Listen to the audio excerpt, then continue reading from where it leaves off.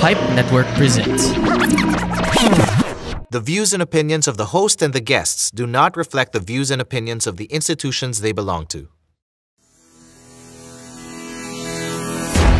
Welcome sa isa na namang kwentuhan at balita ng mga pananaw tungkol sa life and everything that goes with it.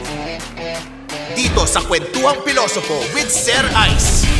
Layunin ng show na ito na gawing bahagi ng pang-araw-araw na buhay ng karaniwang tao, ang gawain ng pagmumuni at pamimilosopiya. Kaya let's go mga peeps, it's Muni time! Magandang araw mga Philo Peeps. Ito na naman, may bago na naman tayong episode. Ngayong araw, kasama natin ang isa sa mga pinagpipitagang guro ng Ateneo de Manila University. No? Dati. Ngayon, siya ay isa ng bahagi ng administration bilang Dean for the Office of Admission and Aid. No? Director naman? Director ba? Akala ko pa Dean. ako. So naiba na pala yung tawag. Director naman? Never naging Dean. Never naging Dean. Never. So talagang wala akong alam sa pinagtatrabahuan ko. No? Okay lang yan. Basta may sweldo. Basta may sweldo. Okay. So isang malapit ding kaibigan sa akin na itinuturing dahil nakakasama ko sa basketball at napakita niya sa amin doon ang kanyang shooting prowess. No? At ngayon, kasama ko rin siya sa committee ng admissions dahil for some reason ay kinuha niya committee ng admissions. Kasi hindi kita kinuha, binolunteer ka ng dekano mo. Kasalanan ng dekano mo yan. So wala ka na ibang ginagawa sa buhay mo. Okay.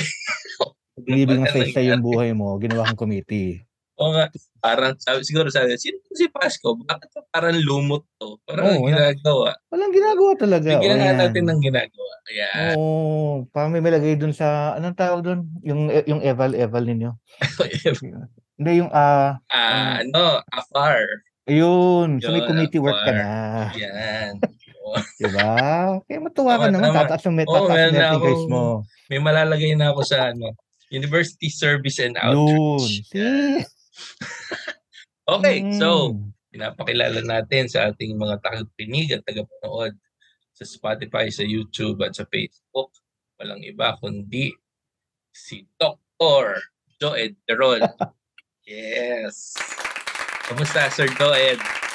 Eto, tulad sinabi ko na kay Ice, busog, kakain lang, hindi lang kain, buffet.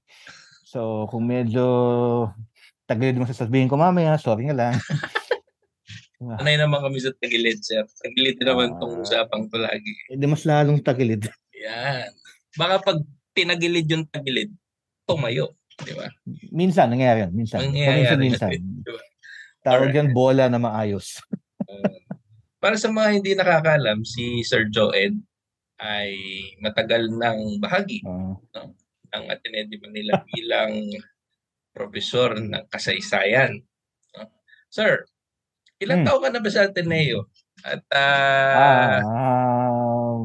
43 years. 43 years mula grade 1. Mula grade 1. Okay. So grade 1, pumasok ako dito 1979, grade 1. So 4 na beses na umakyat sa stage. Kabatch ko, one batch na doon kay Mike Mariano, excuse me. Gano'n? Oo. Talaga. Mukha lang mas matanda. Sorry Mike So 4 na beses na umakyat sa stage sa high school covered course. Grade school, high school, college, saka MA. Ang hindi lang kulay blue sa buhay ko, yung PhD ko. Ginawa ko yun sa UP. Pero work-wise, 28 years of service na ako. Wow. At 2 years na lang. 30 years. In the words of sabi ng asawa ko, bawal ako mag-retire. Kasi habang may anak pa ako sa Ateneo, kailangan sulitin ang salary discount ng empleyado. Tama. So, kinumpit ko na yan hanggang 59 years old. Saka lang ako pwedeng either retire o pwede ko ng akin ng sweldo ko. Walang ibang gagalo ng sweldo ko. Wala nang self-salary deduction. Yun. Dahil na rin palang may nakikihati dyan sa sweldo. Oo, pag magulang, ganyan. Testing mga anak talaga yan. Hindi ko mag-test eh.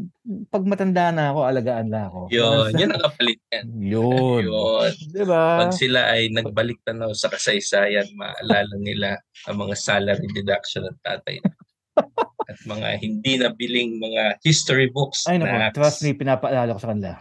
yun, Please, araw-araw. dahil sa inyo, lahat ng mga libro ko, download. Hindi ako pwede bilhin ng hard copy. Tapos ngayon, nagsara na yung yung Z Live. Wala na Oo tayong nga. download. Ay, meron pa. Ayoko sabihin, bawal eh. Baka may makikinig dito. Hindi, ako rin may alam pero May yun mga nga, alam. bawal. Oo, bawal. Wag dito. So, sir, ano ka napunta sa history sa dinabi-dabi ng course na pwede mong kunin sa Okay. Ateneo? First Sige, choice mo ba yung history? nung nag-apply ako for college, ang unang choice ko, BSME. Tanggap ako. Wow. BSME. Second choice ko was IS. Third choice, LM. At yung fourth choice ko, hindi mo alam to IS, pre-div. We. Dun sa mga bata dyan, dati may We. pre-div. We. Pre-div! Talaga? Naku, baka matama ng kidlat dito. O kaya nga eh. Pre-div. Dun sa mga bata dito, dati may pre-div. So, yun yung direction. Parang, kung may balak ng magpare, yun ang dapat kunin mo. Parang sub-program siya ng philosophy. So parang philo siya, except may mga, I think, 9 units na ginagawang in preparation for priesthood. So yung fourth choice ko, seryoso yun, pre-div. Talaga? Oo. So naisip mo talaga maging Jesuita? Yeah. Bakit? Meron ako isang kamag-anak na Jesuita, si Father Eddie Ontiveros. Kamag-anak. Pinsan ng tatay ko yun. Oh, Pinsan ng tatay ko yun. Tapos, parang I think when I was grade 7, I think I felt I had a call. Seryoso. Tapos again in high school, tapos yung college ako, naging agnostic ako.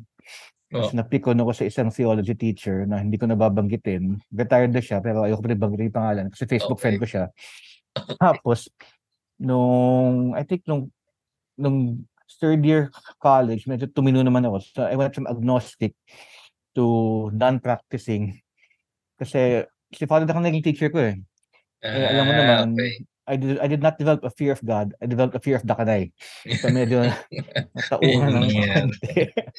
Pero nung fourth year college ulit, I think bumalik na naman yung call. Huy, magpari ka. So nag-graduate ako nung March. Nung June, pinunta ko sa Father Dakanay. Father, may problema ako. O bakit? Di ba sika sa akin? So, sabi ko, Father, parang gusto ko mag-Jesuita. Lumaki mata niyo. Sabi niya, seryoso? Father, would I lie to you about something like this? Sabi niya, alam mo, problema mo, you're arrogant, you don't know when to shut up, and you ask too many questions. Bakit ka mag-Jesuita? Sabi ko, diba? Pero gato, Joy, come back to me in a month, think about it. If you're still serious about come back in a month. Pero as far as I'm concerned, bakit ka naman? Pag-isipan mo. Problema ay, within that month, na-set up ako sa blind date. Na-set up ako sa blind date with a girl whom I have been with since yun. In other words, sabi ni God, hindi pwede. Yun. Ganyan rin yung kwento ni Doc Momo. Dr. Barbaza. So to be fair, si Father Dakanay ang officiating priest sa kasal namin. Kasi estudyante din ni Dakanay yung asawa ko eh. So si Dakanay ang nagbinyag sa tatlong anak ko. Puro siya. Pati sa kotse, siya nagbe-bless. Oo, nagbe-bless ng kotse. Nagbe-bless ng kotse. Itong si Dakanay, nung kasal namin sa San Sebastian, kasi nung estudyante ko siya, teacher ba siya? Hindi. Kasi may form siyang pinaka-fill up sa mga estudyante niya. Info sheet. Ano yung religion mo? Inilagay ko agnostic. So nung nung homily ng kasal namin in front of 300 people, so nagbigay siya yung standard inspirational about marriage life. Tapos sabi niya, oh, by the way, I have something to tell you. Kasi my wife's name is Rebi. Rebi. So, naglabas siya ng papel sa sotana niya. hawak na yung information sheet ko. Apa, tinago. Tinago ng mokong. Sabi niya, Rebby, did you know your husband's an agnostic? Siyempre, tawa ng asawa ko. Pero feel ko yung mother-in-law ko na heart attack yata. Nagulat. Siyempre, ngumingiti si Dakanay. So, chill lang. Okay lang. Gandang story. Oo, di ba? Pero yung kwento about history, di ba nga, wala naman akong AB history. No. And nung nag-shift ako from ME to IS after 1 year of ME na, sorry sa mga ME majors pero sabi ko, hindi ako bagay dito. Kaya naman nag-ME, kasi karamihan ng classmates ko, nag-ME. Yun na ginawa nung 4th year high school. Parang po natin course. May say yata itong ME. Lahat kami mga gago, nag-ME. Tanggap. Di ba? Pero after 1 year, sabi ko, anong ginagawa ko dito? My God, anong tong calculus na to? Mabagsak naman ako sa math sa high school. Bakit talaga sa calculus? Hindi nga calculus, advanced calculus. Bakit ako nandito? Sabi ko, masyadong ginalingan yung asset. Pero anyway, so after 1 year, ayoko na. Punta akong IS. Yung depth chair noon, si Rafael Brion, who is also ninong at kasal. Okay. So punta ko, sir, I'd like to shift to IS kasi I want flexibility. Di ba second choice ko yung IS? I want the flexibility. I don't have a single business bone in my body. And then, said, talaga? Anong track gusto mo? So, ang pinili ko, Spanish. Diba? Spanish. Philosophy. And history. Hindi mo alam yan. Tatlong tracks ba? May option for tatlo dati. Okay. So, Spanish, history, and philosophy. Tumawa si Rafael. Ninong, if you're watching, sorry Tumawa siya. Sabi, yung tatlong yun? Walang mapapanalan. Pwede lang basahin yan. Basahin mo lang yan. You did take... Well, may point siya. You don't need coursework in those. Magbasa ka lang. History, basa ka lang. Philo, magbasa ka. Spanish, kausapin mo si Madam sa kabila. Get something that's more serious. So, ayan. So, I ended up taking Eco, Pol Sci, and Literature. Di ba? In preparation for law school. Mag-law school sana ako. Okay. Kung kaya. Pareho pala tayo. Di ba? So, after college, sabi ko, mag-law school ba ako? Wag na, hassle, mag-aaral pa ako ulit. Tingnan mo in the end, ng PhD din, no? Pero, the thing is, after grad, hindi ko alam kung anong gagawin ko sa buhay ko. Totoong IS major, di ba? Anong gagawin ko sa buhay ko? Ayoko naman law school. So, I ended up working dyan sa Social Development Complex. Dati kasi may mga NGO dyan eh. Sa ICSI? Hindi. Diba, alam mo yung building na may SOG ngayon? Yung School of Governance. Dati kasi may that was the building, the Ateneo Center for Social Policy and Public Affairs. Ang immediate boss ko, si Chayo Filenia, yung sa COM. At yung pinaka-boss ko doon, si Nandi Aldaba. Okay. Kaya this is 1994, July 1994. So nakilala ko si Nandi at si Chay in 1994. Okay. Ganon. Even back then, ganon yung lakad ni Nandi. Pero anyway. Sorry, boss Nandi. After 1 year, tumagal ko ng 2 years eh. Pero after the first year, parang nabobore na ako. Sabi ko, I need something to do. I want a master's. Doon ko kinuha yung history. Doon ako napasukan sa history. Kasi wala nang Dr. Brion to tell me walang saysay yung history na yan. At I guess as a child, gusto ko talaga ng kasaysayan. Kasi yung tatay ko, he was an international journalist. He traveled to 25 countries in 6 continents. Wow. And every country he would go to, he was conducting seminars for journalists. He worked for an international media NGO. So every country he would go to, whether it be Fiji, Palau, or Afghanistan, mag-uwi siya ng mga souvenirs about different parts of the world. So I became interested in the larger world. And then not just that, he would buy National Geographic. Subscriber siya. So binabasa ko. Every National Geographic may history component eh. So binabasa ko. Interesting. So I thought, I've always liked history, specifically military history. So sabi ko, let's finally do something for fun. This MA will be for fun. So 1995, nag-start na akong MA history. And I got even more bored with my job. Kasi I was working for a magazine whose who had like at most 200 subscribers. NGO eh. Wala to. Boring to. Hindi ko na kaya. So one day, talagang tig-isipan, anong gagawin ko sa buhay ko? I'm doing an MA, pero yung job ko, hate na hate ko. Ang baba ng sweldo.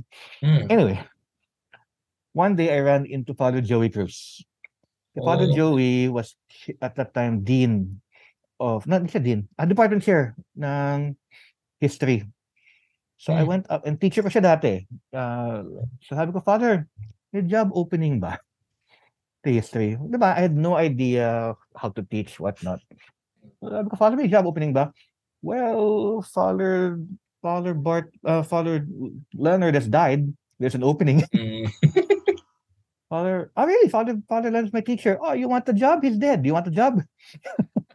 Siyempre not in those words. So, but okay. And what harm could there possibly be? So, nag-apply ako. Nag-demo class ako sa Bellarmine. The whole time, nanginginig yung legs ko. So, sabi ko, putik, lahat ng bola skills ko from Ateneo, lumalabas na. Ilang taong ka niyan? Ha? Ilang taon ka niyan? Ilang taon? 23? 23 years old. 2 years out of college. Okay. So, nag-demo class ako. Wala lang, umihi na ako sa harap ng mga class, mga estudyante. It did not help yung nag-guide sa akin sa demo class. Ay, alam mo si Glenn Garfield ang? Si Cyclops, di ba? Yung shades. Naka-red na. Cyclops yun eh. Sabi ko, Glenn, I don't know how to do a demo class. Should I prepare a lecture? Sabi niya, I'd never prepare a lecture. I'd wing it all the time. But you can wing it too. Good to. But, so I prepared.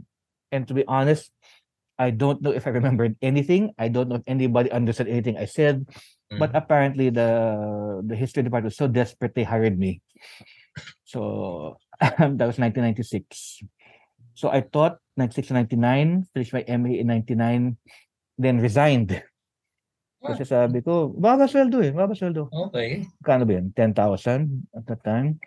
So I went corporate for 1 year. Nag-1 year ako sa Makati. Wala lang, gusto kong subukan. Anong trabaho? Anong company? It was a research company. Research pa rin. Research, pero Makati. Kailangan pa rin. Makati siya. Yung sweldo, parang dumoble. Okay. Diba? Hindi naman kailangan mag-shirt and tie or whatnot. Pero after 1 year, hindi. Bumalik ako. Na-miss mo. Kasalanan ni Eddie Boy Calasanz yun eh. Oo. Kasi just before I resigned, taong involved. Madaming involved dyan. Just before I resigned, nakita ko si Eddie Boy dyan sa may Red Brick Road. Eddie Boy, mag-resign ako. Bakit? I want to get out of here already. Babalik ka. Hindi, babalik ka. Tawa lang siya, diba? So the day I came back, siyempre of all the people I run into, si Eddie Boy. Oh, you're back! So the words I told Eddie Boy, I cannot say in public, but it begins with F and ends in U. Lalo lang siyang tumawa. Bullshit. And I have not left since. Wow. Diba? Yeah. Turo ko. Diba? Saya ng buhay ko, no? So, dire-diretso yan, sir. Mula noon, dire-diretso yan. So 28 years na to. Except for that, other than one break, 1 year break, dire-diretso. If you want to experience more value in your next online shopping experience, then look no further. Use the promo code in the description down below to get up to 80% discount on your next Lazada purchase. Yes, sir, alimbawa, pag iniisip natin kasi teaching history, ang usually stereotypical yung history teacher, nagkukwento lang kung ano nangyari nung nakaraan, diba? At yung mga estudyante, kanilang papel ay syempre isulat yung mga petsa, yung mga pangalan, lugar, di ba? At yun yung exam, objective exam. Who said this? Where did this happen? Di ba? What events preceded this revolution, etc. So, that I think, for the most part, that's how many Filipinos think of history. So tinatanong ko, ganun rin ba yung paraan kung paano ka nagtuturo ng kasaysayan o may iba bang paraan? May tama bang paraan? May formula ba? Paano ba talaga dapat sa tingin mo tinuturo ang kasaysayan? Alam mo, nung naging guro ko, sabi ko, kung magkaturo man ako, I will teach in a way I would have wanted to be taught history. Okay. In other words, since diring-diri ako sa memory game, yung ginagawa ng karamihan ng mga history faculty, yung the what, where, when, who, nawala naman saysay. Na after one sem, kakalimutan. Hindi nga after one sem, after the test, kakalimutan. So, hindi ko gagayahin yung amokong yan. Never. So, I like yung the style of si Father Leonard and si Father Joey. Father Joey Cruz kasi and Father Leonard style nila, no memory game yan eh. Wala siyang objective. Well, no, Father Leonard never naman. But karamihan is essay. And Father Joey has that yan, essay. So, ang style na in-adapt ko dati was, and even up to the last time, actually may teaching load ako ngayon, one class. Sabi ko, if I'm going to teach, no memory, nothing. Sorry, mali, no memorizing. So, no, never. So, in 28 years, I've never had a test na what, where, when, who. Wala. Wow. Wala, pare kaya. Masusurpresa yung mga nakikinig, ha? Walang what, where, History, when, who. tapos walang ganyan. Ano yun? Wala akong enumeration. Okay. Yung so, ano name, nangyayari sa klase? Diba? Wala akong enumeration, wala akong identification, wala akong map test. Wala akong sequential order. Wala. Kadiri yun. Ang ginagawa ko is multiple choice, pero it's always how and why. Such and such happened because ABC. So it's either how it happened or why it happened. Sa akin kasi, if you memorize that understanding, wala mangyayari dyan. So sa akin, I want to understand you to understand right away. So it is always A, B, or C, how and why. And then even yung mga essay questions ko, how and why. Kasi yung ibang teacher, madaya, ginagawa nila eh. Even yung essay question, it's de facto, memorizing din yan. Totoo. Ayoko na yan, walang saysay yan. So, syempre, yung mga estudyante ko na nasanay sa pag, memorizing, nagugulat. But sir, when I was in high school, I had to memorize 100 Chinese emperors in sequence.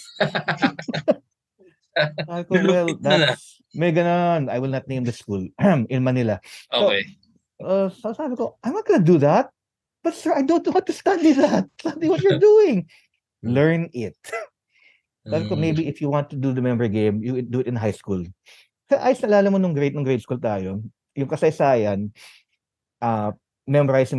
Yung grade 4, ito ang mga rehiyon, ito ang lalawigan, ito ang pagkisera, ito ang dialect, ito ang pangunahing produkto. Yan. Tama. Yun. Wika. Diba? Dialect. Yung dialect. Memorizing game to. Ayoko gawin to. And that is why I said how and why. At the college level, you have to have the bare. You do not lose the bare facts of history. Siyempre, in the back of your head, you still have to know the names, the what, the where, the what, the where, the when, and the who. But I will not ask that in a test. I will assume you know them already, and because you know it already, we can jump to the how and the why already. Diba? As an adult. Sorry sabi siya buffet yan eh. As adults, we're no longer in the game of remembering data. We are more of understanding the data and the application of data to our daily lives. Ganun ang tuturo. And in fact, sabi ko, when I teach you about history, I'm not teaching you about dead people. I'm teaching you how those dead people mirror you. I'm not telling you the story of dead people. I'm telling the story of human beings, including yourself, through dead people and dead times. Interesting yan, sir. Pwede mo bang i-elaborate yan para sa mga nakikinig? What does that actually mean? Diba? For example, si Hitler. Si Hitler was psychotic. He was psychotic and he was, among other things, totally racist and totally dangerous. Pero sabi ko, ito, seryosong usapan to. Si Hitler, kahit pa paano, nagmahal yan. Kumakain naman yan. Umi-ebs naman yan. Diba? Nagbabasa naman yan. May mga kaibigan pa naman. Sira ulo lang na. Yeah. So at the end of the day, even among the most crazy people in history, you can learn something from them. You can learn something from them. And I tell my students this: when you learn about history, we talk about not just what people in the past have done, but what ordinary people in the past have done. And therefore, because I'm not telling you to become a great person. I'm telling you, every human being has potential. You just have to learn to tap it. Halimbawa, when I teach history, kaya ako na-interest sa history, di ba, military history yung actual field ko. Interesting. But I learned to watch, nung nanood ng Schindler's List, parang natauhan ako. War is not just technology, strategy, but it's also a very humanistic thing. Kasi 'di ba ang history officially social sciences, 'di ba? Oh. Pero ang statue sa harap ng building niyo is actually a historian. Oh. De la Costa is historian Yes. Yes. Ang kwento na naalala ko nung bago ko, nakakatawa na ang SOH is named after historian. Kasi yung unang De La Costa, 2 floors lang yun eh. Nabutan ba yan? Oo naman. Oo, 2 floors lang yan, di ba? Oh. Yung 3rd floor, College naubusan ng budget. Dapat Ah. nandun ang history. Kaya kayo nilagay sa Soksay? Kasi naubusan ng pera pang 3rd floor. Ganun, yun Nilipat dahilan kami talaga? sa Soksay. Yun yung dahilan. So to me, it's an accident of history that history became a Soksay. Oh. So, kaya, di ba? So, sa ibang school, humanities siya. O sa Ateneo lang? Sa ibang schools, for some considered a humanities. Humanities so, ang siya. Style ko sa pagtuturo ng history, on the one hand, it's a social science kasi may objective truths. But because I'm an IS major, to me, history will also be a humanities subject. I teach my students not so much about facts you memorize, but understanding people. And at the end of the day, what each human being can do. So Oskar Schindler, in many ways, was an ordinary person. And yet he chose to save people at tremendous risk of his life. And then my students will say, pero sir, si Schindler, kahit pa paano naman, may power siya. Mayaman siya, members of Nazi Party, influential siya. And then I said, but in the Holocaust, there are many cases of ordinary people who were told, if you hide Jews, you will be shot, you will be executed. So after the war, ordinary people, peasants, fishermen, were asked, why did you hide Jews? And then the people would say, because it was the right thing to do. How could I not do it? So I tell my students, history is not just made by the quote-unquote great people, but also by ordinary people doing great things. So yun ang inspiration ko sa mga estudyante ko. It's not a memorizing game. It is a study of what people can do. And I tell them, oftentimes the only thing limiting yourself is yourself. Diba? Ano yun? History repeats itself. Sabi ko, bullshit yan. History repeats itself only if you let it. Yun yung pananaw pinapalabas ko sa mga estudyante. And they appreciate. Diba? Sabi ko naalala ko dyan sa sinabi niyo, sir, meron kasi sa philosophy naman. Sige lang. Sige lang, go. Hindi, di ba merong pananaw na yung kasaysayan o history somewhat is a greater force, no, that somehow determines how, human events play out. Diba? Na parang may pagka-deterministic na pananaw sa history. Go. Diba? Yung sinasabi ni Marx, ni Hegel, diba? May mga structures bigger than the human individual will that drives history. True. Anong pananaw mo dyan? Kasi may mga estudyante na pag kinakausap, hindi siguro nila alam na ganun pala yung pananaw nila sa kasaysayan. Pag pinapaliwanag nila, no, na parang, basically, para lang pawns yung tao ng historical forces. No? Okay. So ano ang mo dyan? Take mo dyan? Okay, I will give the Ateneo answer, ha? Sige. Yes, and no. Yes and no. Sige, yan. Diba? Mm. On the one hand, maraming mga bagay sa kasaysayan, dahil nangyari na, obviously, hindi na pwede baguhin. Mm. Diba? Where you were born, who your parents are, and everything you have done 1 second ago till the moment you were born, you cannot undo any of that. Tapos na yun eh. So lahat ng sinabi ko in the last 34 minutes, hindi ko na pwedeng bawiin. Na-record na yan, di ba? Record na So, nung humirto kay Sir Nandi, kay Father Dakanay, kay Sir Rafael, pag narinig na yan, yari ako. And this early, sorry po. But that being said, what I will say in the next 26 minutes is not bound by anything I said before. Pwede ko nang bawiin eh. Okay, I'll tell a few examples now. I have some friends who you would normally think yung courses nila would have led them to a certain direction. Diba? I have one yung isang barkada ko. College siya, bio major siya, ay sa bio major. Nung high school, may kasayad doon. So, he would get a lizard, i-dissect niya yung parts. Katuwa lang. Siyempre, ano kung buhay pa o patay na. I-dissect niya. Nasalagay sa pad paper, i-label niya. I-label na, staple niya yung parts. Tapos pag after nagawa na niya, pakinggan sa amin, hey guys, look, i-staple back niya. I-glue niya. Wala lang. Okay lang ba yung kaibigan mo yan? Parang, wait. Naalala ko si Jeffrey Dahmer. Anyway, Jeffrey Dahmer.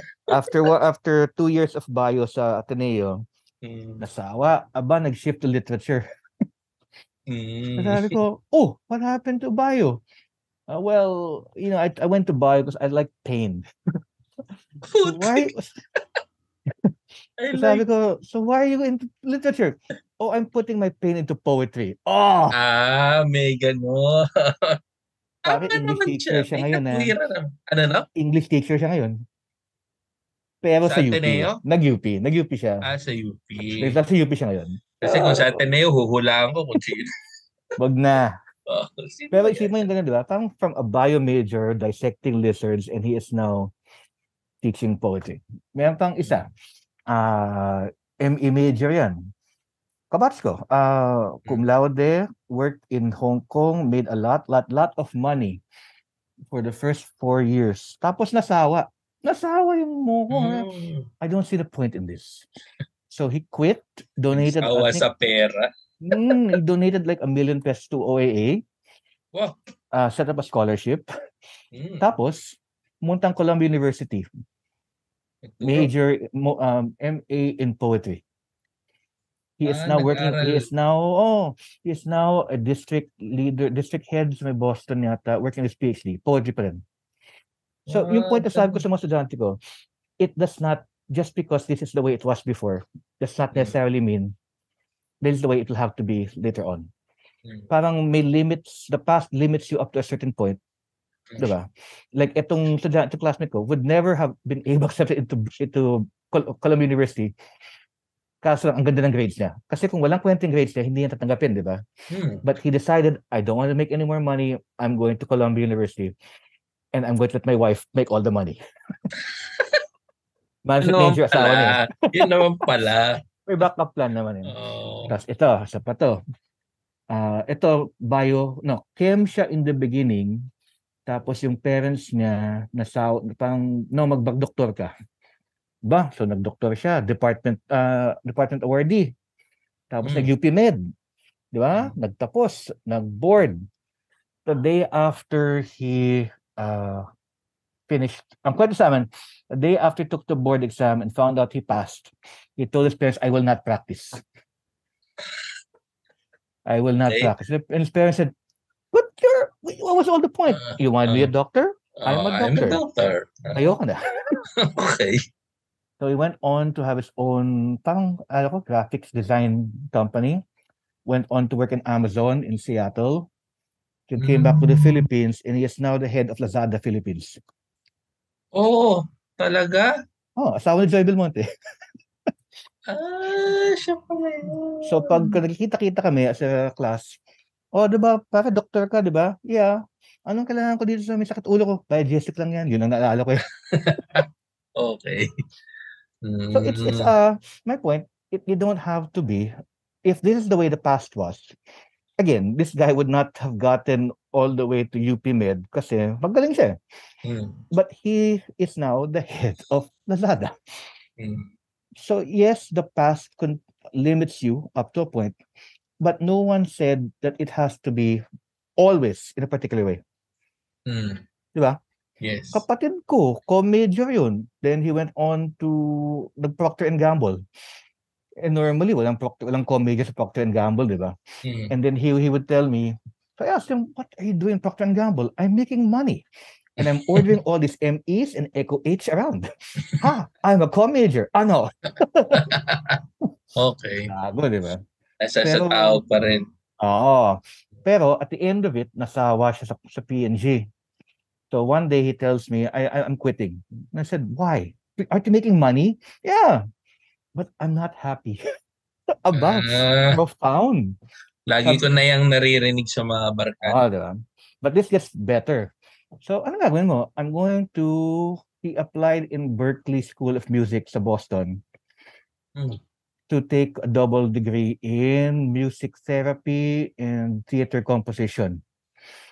So I said, you're going to be a poor artist, diba? I said, yeah, and it's your fault. You're poor but happy. Kasalanan mo pala eh. Kapatid ko eh. But you're happy. So you're okay to be poor? Yeah, but I'll be happy like you. I'll be poor like you. Ayos pamilya ko, di ba?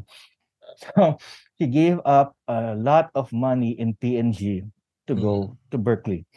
After 1 year in Berkeley, one of his teachers got so impressed that the teacher quietly filled up a form for my brother to apply for masters in NYU. NYU. And when the teacher found out the results, ito pang kapatid ko, nabigyan ng full scholarship NYU. Wow.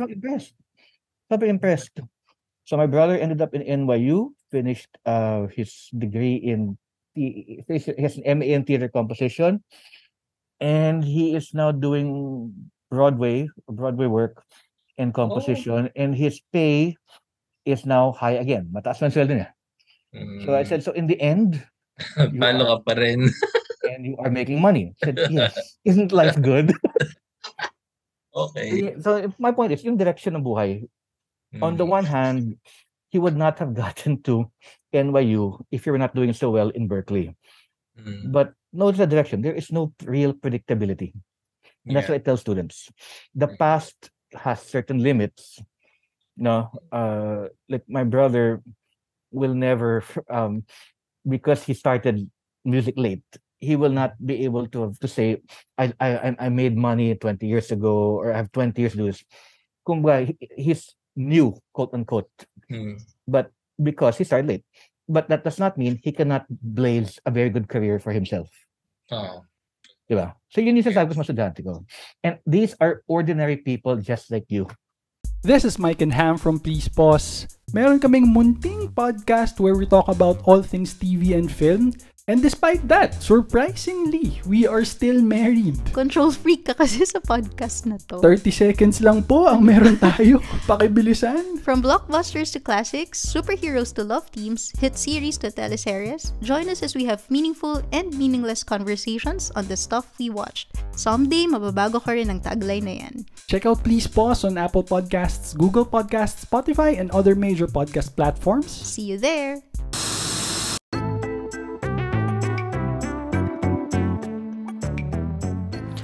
Hi, my name is Mark Edem and I'm the host of Quantox the Podcast, a podcast show that we can discuss different hot trending topics from love, social media, politics, and many more. May pagkulitan makipagkwentuhan lang dito sa Quantox the Podcast. See you there! Pasya lang talagang mahalaga eh. Diba? Well, naalala ko yan yung mga sinasabi niyo, sir. Siyempre, tinuturo namin sa filosofiya yung historicity. Yung idea. Naalala ko na yan. Yung laro ng posibilidad at limitasyon. Yan. So, At saka si Sart, naalala ko rin, si Danton Sart, Mr. Absolute Freedom. Okay. Lagi tayo mga proyekto, hindi pa tapos. Yeah. So, mag-segue tayo dun sa mas Good. malaking, I guess, political na tanong Ito may na, kinalaman sa kasaysayan. According to kasi. Sige lang. Sabi, parang ganito, sinasabi natin, the die has not yet been cast. Parang meron pang, may mga tao ngayon, I think, na parang pagkatapos nung nangyari sa eleksyon ay parang sinabi wala talagang umuulit ang kasaysayan. Wala talagang hindi natututong Pilipino. Wala talagang ito na ang inakda para sa atin. Pero yung ating pag-uusap, no? So dyan sa mga kinuwento ninyo, parang binibigyan tayo ng pananaw sa kasaysayan. But it is precisely not completely out of our hands. That it is not this force, this tidal wave na parang wala, hintayin na lang nating sirain ang ating mga individual na kakayahang magpasya.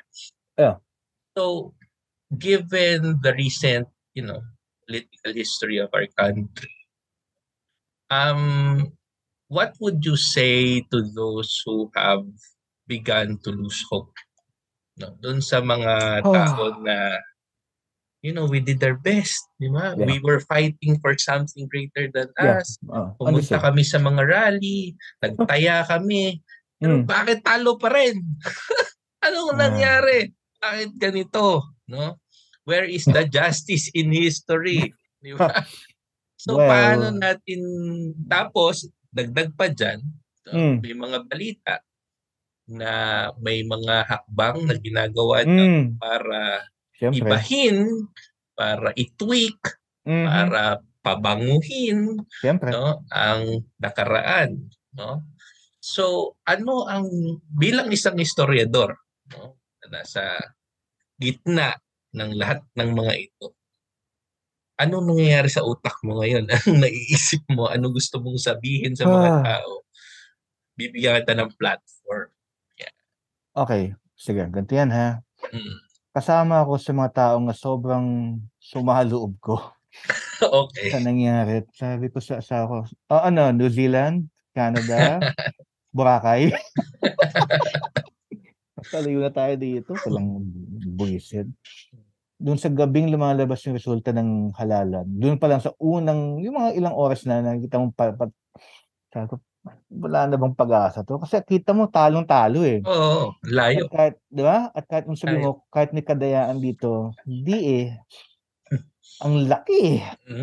Laki na lamang. Naalo ko nung gabing yun, punta kami sa headquarters dyan sa Katipunan. Dami umiiyak, dami sa mga loob. At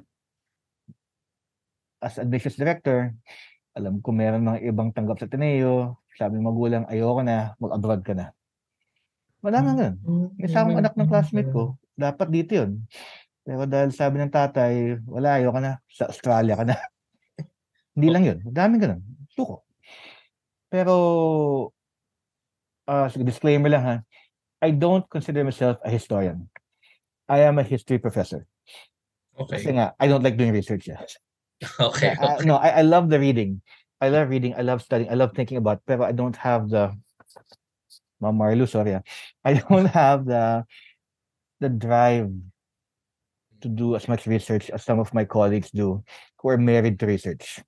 Kagaya ni Sir Ambet. Hindi ko ka-level yan. And that's his thing. That's his thing. My thing is I'd rather teach. And like in this particular case, in admin work, I think I'm much more effective doing admin work, this particular kind of admin work than doing research. If I write, it's essays. I do personal essays sa Facebook, although wala na akong oras. Although every so often, I have done CNN Philippines, I've done Inquirer, mga essays, pero wala na oras. Sayang. But going back to yung tanong kanina, no, I guess one of the things about being a history professor is that because you've seen not just the now, but I've studied what has happened over thousands of years. It's one thing I've learned is that no matter how depressing the present may be. I can look back in history and I can draw forth examples of the change does not necessarily come quickly. And in fact, sabi ko, at the end of the day, there are only two sure things in life. Sabi ng estudyante ko, Sir, death and taxes. Sabi ko, hindi, Pilipinas to, death lang yan. Death and change. Diba, ang taxes, pwede naman iwasan nila. Alam mo naman yan, 203 million. Million ba? Billion. Presidente anyway, moving on. But my point is, there are only two sure things, change and death. So, and because I study history, I know that sometimes winning the way we would want, diba? A restoration of a democracy, sometimes you actually have these really, really frustrating moments where you wonder, akala ko ba umabante na tayo? Pero atras din eh. And sometimes sometimes you even get more scared because you wonder, okay, pagkatapos ng 2022, sino tatapos 2028? And then you realize, kung mag-Aimee versus Sara to, exciting yan. And then somewhere down the line, may Sandro pa yan. Diba? So like, tagal nun. Diba? As I said, because I study history, I know, and especially military history, I know that some wars are not won with just one battle. And sometimes you will even end up, just because you think you're moving forward one point, that's not mean you'll keep moving forward all the time. At the end of the day, we cannot give up. History does not move forward if people give up. In fact, the only reason history has moved forward is because people have said, I am not satisfied with the status quo, and I will not give up. Kasi if we gave up from the very beginning, we would still be cavemen hitting each other with clubs. But the fact is, innovation, invention are created by people who say, I am not happy with what is. This is not to say that innovation and invention have been always for the better. Yeah. The fact of the matter is, war actually makes the worst weapons ever and misuses science in the worst possible means. Like in World War I, I was watching yung bagong Netflix movie, yung All Quiet on the Western Front. Ako rin. Diba? Nandiyan ang tangke. Hindi ko pa tapos, ang haba kasi. Ako last 10 minutes. So you notice what biology has done to poison gas. You see what physics has done to tanks, and so forth and so on. But people, nevertheless, have refused to give up. We would not have won wars. Notice, there's a difference in battles and wars. A battle is only part in a war. And I once said, one of the problems in the Philippines, and I think is where we are going. We have lost many battles. In 2016, 22, 2022, those are battles we have lost. But I would like to think we have not lost the war. I actually wrote an essay shortly after Duterte won, and Marcos was put in the ground where he does not belong. And I made a term, we're involved in a war of memory. And I was so proud when we were nag-rally noong December sa may tabi ng Camp Aguinaldo. Nag-rally. And Father Jet actually quoted my Facebook page. He said, one of our professors, Dr. Tirol, said, this is a war of memory and we cannot afford to lose it. So I think of it that we are losing battles, but so long as we do not give up on the memory, we can still win. Kasi, and this is where one of the joys I like in history. I don't like teaching history as memory. As memorizing. But I teach history as memory. Memory meaning, what do we have to remember and how? Kasi if you're gonna memorize your butt off, wala mangyayari dyan. But if you understand what we need to remember, and the value of that memory, the value of struggle of people, we will not lose. World War II would have been a very bad thing if people had given up. Same thing with World War I. And even on EDSA 1, if people had given up, nandun yung matangke, uwi na tayo, magdaraga na tayo, we would have lost right there and then. EDSA 1 for example, it's an example of it's an example of historical potential. It's when people say, well, most likely I'm going to be run over by the tank. But if I choose to stand my ground, there's a chance the tank will not move forward. And sure enough, the tanks did not move forward. Walang inevitability. Yun yung historicity mo, di ba? We think things are inevitable. They are not. Well, granted, there are things that are inevitable. Itong puting buko, inevitable na yan. Di ba? Itong eye bags ko, inevitable na yan. Ang pagtatanda-tanda ko, inevitable na, hindi na maka-basketball dahil sumuko na yung tuhod ko. Sabi ni Mrs., huwag ka nang lumabas ng bahay. Suko na ako doon. Okay. But there are some things where I still choose to fight the good fight. Because I know in history, although people who fight the good fight may not win, sometimes they do. And history only moves forward in a positive way if people say we will not give up. Because at the end of the day, we cannot change many things in history. But history, ang kasaysayan, is something that is ours. The minute we surrender it to somebody else, like to a DepEd run by someone we do not trust, or a government we do not trust, or a family that goes to Singapore to go to the F1. Using public funds, if we surrender to them, and then of course history will go to them. But so long as we continue to fight, continue to believe in truth and the value of truth, I'd like to think, and as a teacher of history, if we can still say, we can still win. Until the last Filipino says, ayoko na, we can still try and move forward. Yun. That's why I teach in the classroom. Yun. So sir, yung battleground talaga ngayon, no, as we all know, dahil na rin sa advent of social media, etc. Is really, yung sinabi mo kanina, truth. Diba? And ang dami ng version na lumalabas tungkol sa ano ba talaga ang nangyari, sino ba talaga ang gumawa nun, yun ba talaga ang nangyari.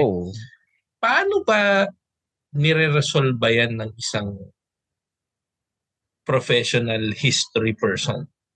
How do you sort history out when you are in search of truth, when there are multiple versions of it coming out? Ano yung may standard ba yan? May paraan ba para, okay, ito, mali talaga yan, false talaga yan. Ito, passes the standard. Sige. Paano ba yan? Okay, just to clarify, no? From a history professor's point of view, there's a difference between history, na what has already happened and is unchangeable. What certain people are doing, certain institutions, certain troll farms, certain media institutions are doing, they're trying to change history. For the record, they can't change history. What they are trying to do is change how we remember history. Ito nga sasabi ko kanina, no? Ito yung war on memory. They think they can change history. They think they can erase what has happened. Diba? Like, I even remember this crazy idea to rename martial law, to rename the Philippines, and to rename the airport. Anak ng pating, pati ba airport na damay nyo? Ano ba yan? Natawa ako dun sa Alan Peter. Diba si Cayetano, hatiin natin ang airport. Ito, Ferdinand Marcos. Ano ba to? Kaldero. Yung isa, departures lang. Yung isa. Diba? Ito, utak kaldero talaga yan. Pero, excuse me.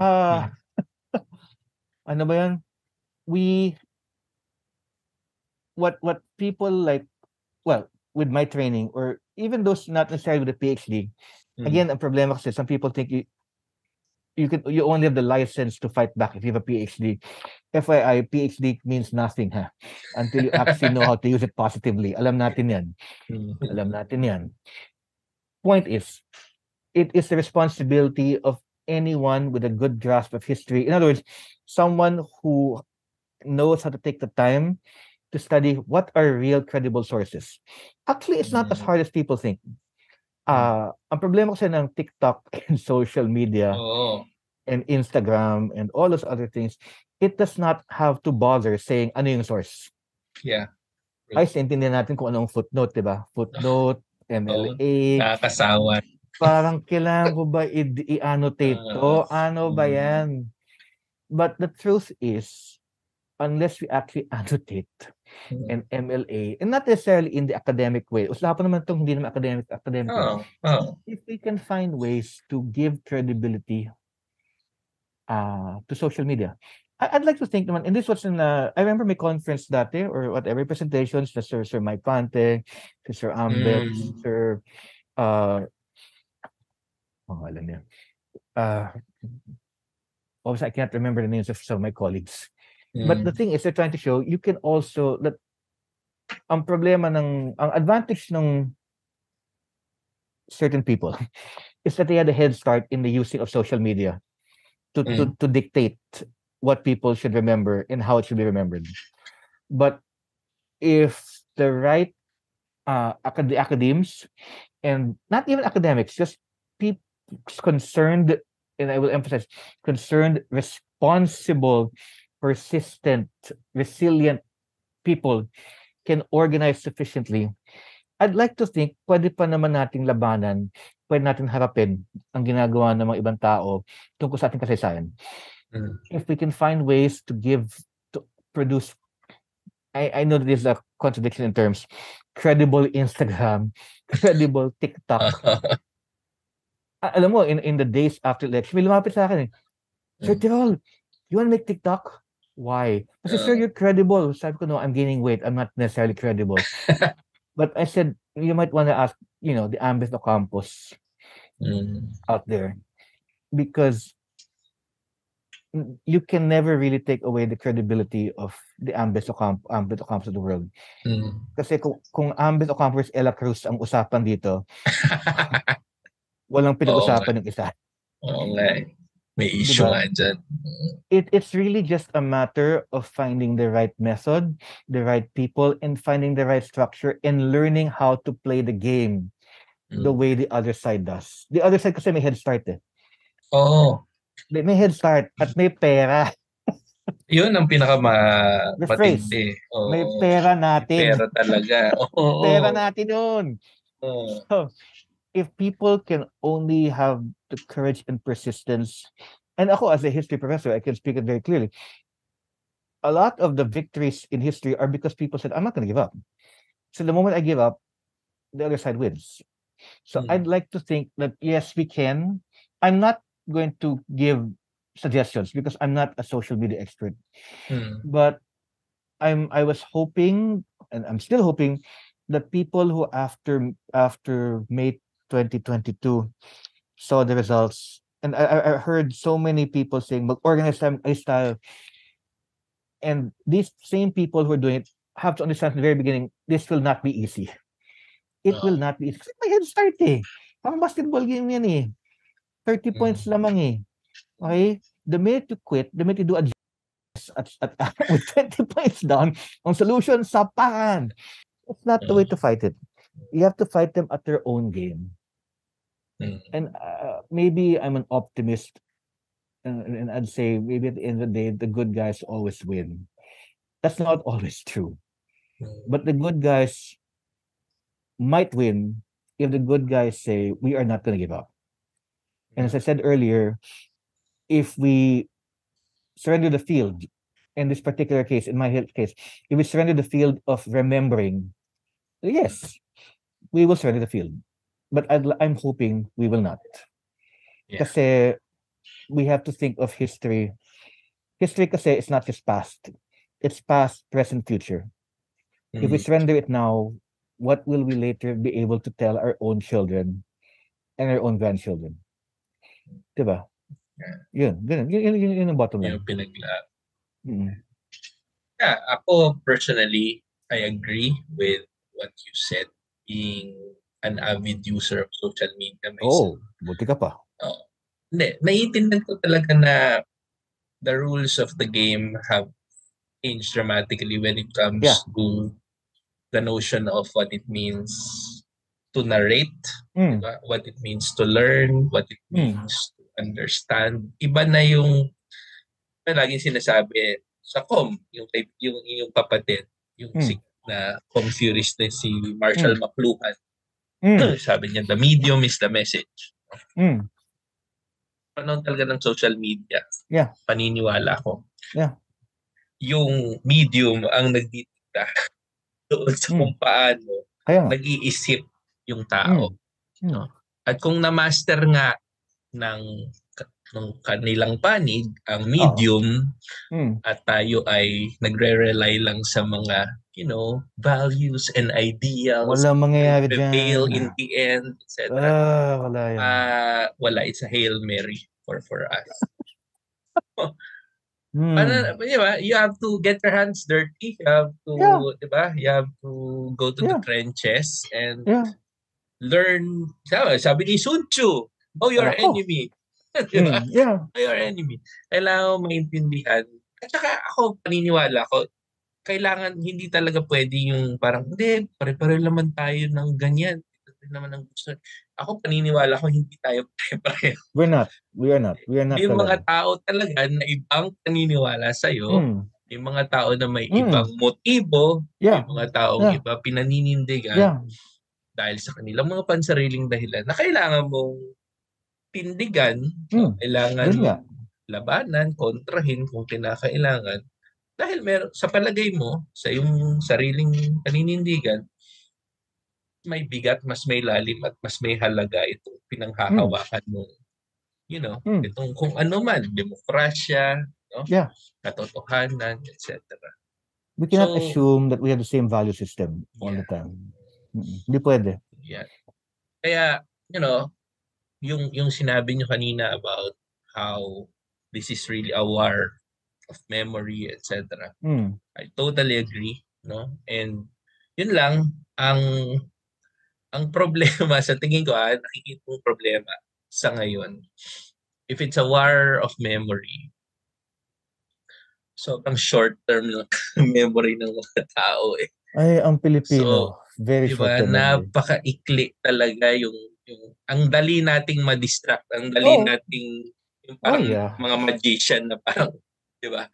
I-distract ka lang, dun ka na nakatingin, no? Kung ano yung bagong nung isang araw lang si Zainab Harake at yung nag-aaway ng mga influencer, di ba? Ngayon si John Amores na tapos alam mo yan, ang bilis lang matabunan ng matabunan, quote unquote, ang kinokonsidera ng marami na kasaysayan, no, na parang okay, ito lang yung nasa ibabaw, ito lang yung naalala ko. Ganun nga. No? Lalo in the current under social media, mabilis, parang Instagram, within 5 seconds wala na. Precisely. Ganun. At kung maraming ang pera at maraming makinarya, kung sino yung laging may bagong ilalabas, kung sino yung laging may bagong technique, may bagong innovative ba sa paggamit ng medium, yun talaga yung huling maaalala. Alam mo, ang Pilipino, very short, yung sabi na, short-term memory. I can do this historically. Dati, gatal tayo sa mga Kastila, di ba? Kasi talaga, dainape, ginulpe, and yet nowadays, nasasabi, no, we remember that we are grateful to them for Catholicism, and siesta, and Azucena, and paella. Diba? Maria Clara. And Maria Clara. And let us forget everything else. Ang Amerikano, they come here, they rape, they kill, they burn. And yet, within a 45-year span, naging conqueror, nag-upgrade to colonizer, tapos naging liberator. We have forgotten what came before liberator and colonizer. Instead, it's thank you English, thank you hamburger, thank you ice cream, and thank you basketball. Thank you NBA. Thank you NBA. Di ba? Pati yung mga Hapon, we forget what they did. In fact, and it gets really, really bad when our own institutions say, let's not talk about anymore. Like when the Philippine government will say, wag na natin banggitin ang comfort women kasi madami tayong mga japayuki doon. Diba? So when our own institutions will say, wag na natin pag-usapan yan, medyo mahirap. Hirap pag-usapan. So and in the case of the Marcoses, Filipinos, it's another case of short-term memory. What because we have horrible short-term memory, yun nga, sa Kastila, sa Amerikano, sa Hapon, what more to our own people? We are an incredibly forgiving people. Alala mo yun natin mga survey, we are the second happiest people in the world. We are happy because we don't like to remember the bad things. Doon yung nagsisimula yun. Diba? We don't like discussing bad things. Yun ang ating alam mo paano tayo nag-a-adapt sa pain, sa pain ng being colonized, looked down upon. Yeah. Diba? They say, ganito, ano yun? Forgive and forget. Alam mo yung word namin sa asset nung isang araw, diba, may mga essay kami doon sa asset, expound on a word. So, ang mga words namin were, diba, dati kasi it was, may debate. Tapos, merong, may siningit ako for the heck of it. Move on. Move on. Ang daming Twitter after that. Itong mga tenista, bakit move on yung sentence? So, isip mo, Aiso, we are like that. To quote Amy Marcos, we are told to move on. Move on. We are told to forgive and forget. And we are very forgiving, kaya nga nakalimutan eh. We don't like bad things. We're always said, uy, pare, huwag natin pag-usapan to, yung makisama lang tayo. Ayan. Ito yung may pakisama. Ito yung nangyari. Pero totoo, no? Sa totoong buhay kasi, parang yan talaga yung biogesic. Yes. At least to us. Sabi ng doktor. Diba? It doesn't really take care of the sickness. No, it does not. It just treats symptom. Parang, so repress ka na lang ng repress. Diba? Yung collective trauma natin na sa people, palitan na lang natin tampakan na lang natin ng mga TikTok dances at kung anong tweets na ire-retweet. Kaya nga wala akong IG. But anyway, yun. So yun, sir. Wow, isang oras na tayo nag-uusap mahigit. Masaya naman. Masaya usapan. Di ba? Sabi ko naman sa'yo, parang casual lang. Basta hindi to parang conference or oral exam, non-academic, go lang. Yun ang maganda sa mga podcast. No, nakakaintindihan naman tayo dito. Sir, bilang bilang parting words sa ating mga tagapakinig at tagapanood, anything you want to say with respect to history in general? Diba? How should we try and incorporate history in our daily lives? Okay. History, sorry, Englishin ko lang. History is made every second, every minute. And each of us, no matter how small the responsibility, nevertheless carries a responsibility. And when you change one thing, you change everything. In Schindler's List, Ben Kingsley told the character of Oscar Schindler, to Liam Neeson, when you save one life, you save the world entire. There is this might sound very intimidating, but everything we do has responsibility. And part of our humanity is that call to be responsible. Kasi if we are going to live our life daily and not really think about consequence, well, consequence will get to us first. So we have to decide on what kind of consequences we want. And even if it does not exactly come the way we wanted, the point is we tried. And you never know, in the end, we actually might succeed. And that is how history has moved forward. Good. Never give up. Never. Naalala ko si John Cena sa mga sinasabi. Pamilyar ka sa WWE. Yun yung kanyang tagline. Right? Di ba yung Hinebra game? 19 points down, humabol, di ba? Never say die. Never say die. At yung foul in the end, hindi yun foul. So, yun. Tumiran ng 3 si Scotty. Oo, di ba? Itong nakaraan lang, tinalo na San Miguel. Dati walang tira si Scotty sa 3. Pinaghirapan, pinag-aralan, MVP. Anyone can be Scotty. Si Sir Seb pa yung dyan. Yung nagko-commentator na diba? Gabi. Na naging guest na rin sa podcast na ito. So sir, maraming salamat sa salamat din, Mr. Pasco. Gising na ako. ang iyong Nakalimutan ko oras, yung kinain ko. kaalaman, no, sa ating tagapakinig.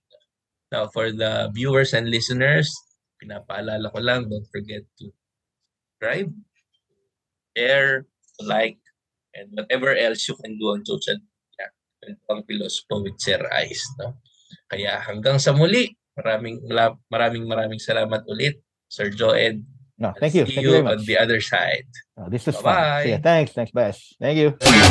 Ang Kwentuhang Pilosopo with Sir Ice ay produced ni Johan Arceo, Joanna Esquivias, Ryan Anthony Racela, at Cholo Sediare. Executive produced ni GP Abrahano, Drean De Ocampo, at YB Wesley. Boses sa intro ni Jonah Pakulan, at special participation ni Rene Liboro. Ang Kwentuhang Pilosopo with Sir Ice ay isang original mula sa Pipe Network. Pipe Network presents